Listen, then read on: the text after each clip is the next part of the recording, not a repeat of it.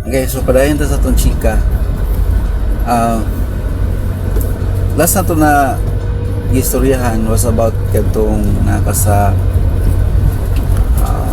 insulin resistant ng imong cells. So refuse na siya og dawat sa kining ato ang glucose nga gikan sa atong ginakaon. So ang glucose nara sa dugo naga-circulate. Pag diha na siya nga part, ma-start na nimo nga ma-feel o na kay makit-an nga kanang epekto sa imong lawas. Ang usa ni ana is kanang sugod na kag-reduce sa imong weight, sa imong timbang, nga wala man kay adjustments or same man lang gyapon ang volume sa imong kaon. So pag nana diha nga stage, medyo na-damage na ang part sa atong sistema. Kay prior than that, ang imuhang tawag ni sugar level, imuhang system naga-function pa pero naga-throttle lang siya. At this point, bumigay na yung isa, yung sa side ng cells, nganing close na siya, nagiging resistant na ka. At this point in time, na kay ma-feel ani nga murag lahira. Like say for example kanang kulang ka sa energy, murag katulugon ka ana or magsige labad ang imong ulo, magka-migraine na ka, diha na magsugod ng lain na imong paminaw sa lawas nga sakit ang imong lawas nga wala kasabot. So ang explanation diha is that nagkaroon na manggod og kanang ginatawag nga oxidative stress. Oxidative stress ang ato ang mga cells. So na inflammation dito, and basically nagkulang na og kanang nutrient absorption ng ato ang lawas. Primarily kanang source of energy. So muna ang ato ang brain naga-stimulate siya nga pakaunon ka kay nagkulang na siya because nagsirado na ato ang cells, wala na siya nakuha nga glucose gikan sa imong sa imong gikaon. Lalo na pag wala ka naga-practice og fasting, kuan gina gutmanon jud kay ka diha pag gutom man so lami kay ikaon. So mo na siya ang rason nga gutmanon na ka unya bisan pag nimbuylo ka kaon wala ka ning tambok or in fact nag-reduce pa hinuon. Mo na siya diha ang start sa kalbaryo nga daghan na ka ginapangbati, kulang na ka og tulog, matingala ka nga galing nga saka ini kadlawon or in that middle of the night nga nagatulog ka, ginapabalik-balik ka sa CR. Kung sa may magiging best na approach, if nasabtan nimo ang iyong sitwasyon sa imong lawas, kung inana na ang imong kaso, every time nga mukaon ka, lalo na pag purely carbohydrates and sugary nga mga pagkaon, basically kana sila totally basura na lang gina sa imong lawas. Wala na siya nagkahatag og kanang kaayuhan sa tuang lawas, but instead kadaot na samot. Nga naman ang butang na to, ang ato ang pancreas nag-work pa siya, working pa siya. Ang himuon na sa ato ang system is that si pancreas mugtudo pag na siya produce og insulin tungod kay ang sugar level sa ato ang lawas wala man nagkunhod kay wala may nag-receive sa iyaha.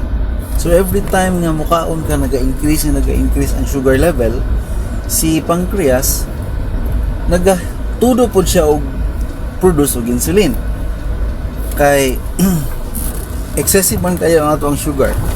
And then eventually at the end of the process walay nahitabo sa imong system, wala man nagkunhod ang sugar. So karon si kidney na mo salo sa mao nga trabaho kay excess sugar sa tuang lawas is basically a waste. So si kidney iyahan nang i-filter out ug iyahan nang i-kuan ko sa imong ihi. That's why frequent ang ato ang pagpangihi kay hiun ta permanente nya to the point nga may istorbo na imong tulog kay ginapagawa sa imong system ang kadtong excess nga sugar.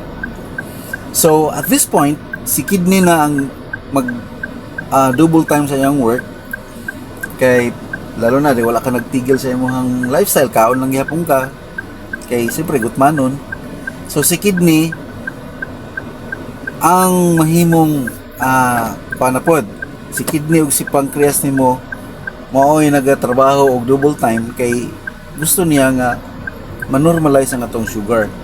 Ang ultimate effect is si kidney possibly nga mag-fail in the near future.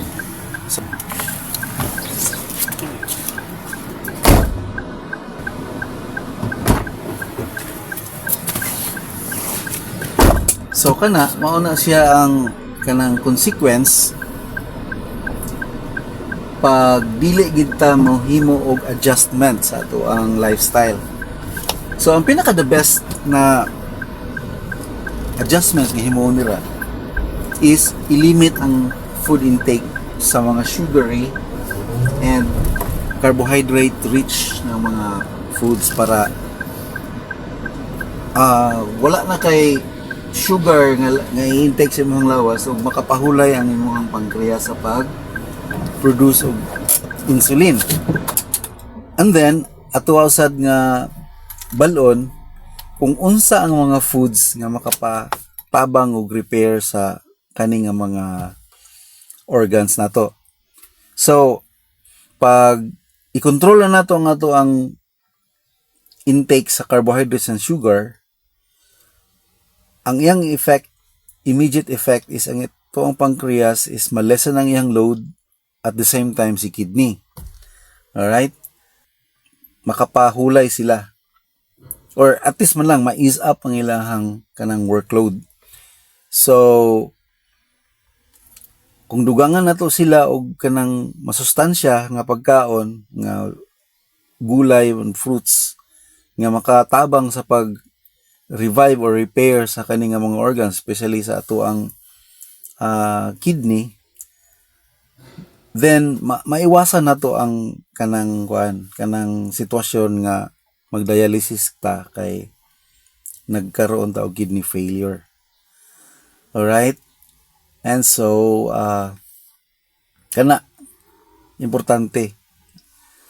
And then sa next na to nga hisgutan mahitungod na sa cell side na tawag gadtong oxidative stress and insulin resistant. Paunsa na siya na pod ma-address unsa itong himuon ng adjustment para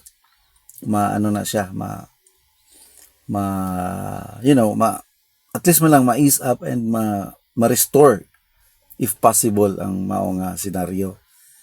I think diha lang tama na nga to ang chika sa karon niabot ko sa balay. Don't forget to follow and subscribe kung gusto nimo nga makatuon, especially sa katong wala na panahon nga mag-research about diabetes and unsa ang iyang mga kanang dapat nga hibalo na to about diabetes. So please follow and subscribe and support. Thank you so much. See you next time.